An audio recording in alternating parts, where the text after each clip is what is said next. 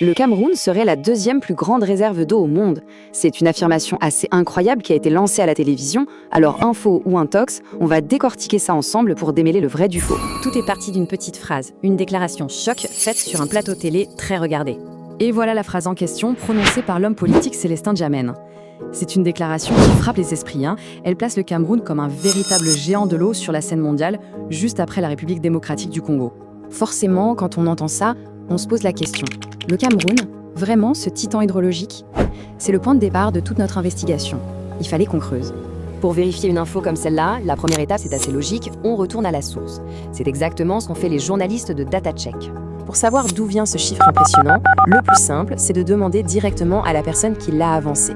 Et là, c'est la réponse, assez directe. Un refus net de donner ses sources.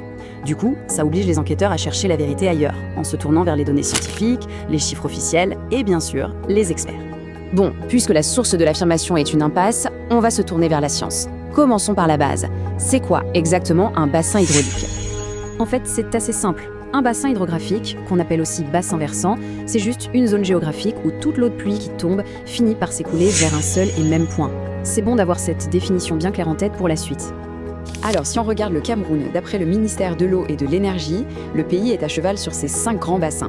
Il faut savoir que certains, comme la Sanaga, sont 100% camerounais, alors que d'autres sont partagés avec les pays voisins comme le Congo ou le Niger.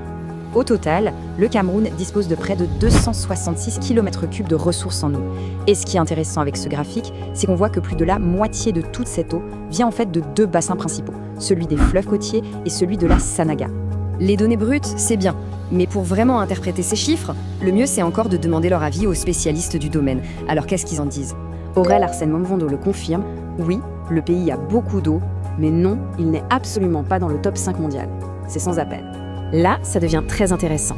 Un autre expert, Marc Ghislain Ambala Etoa, nous dit lui aussi que l'affirmation est fausse.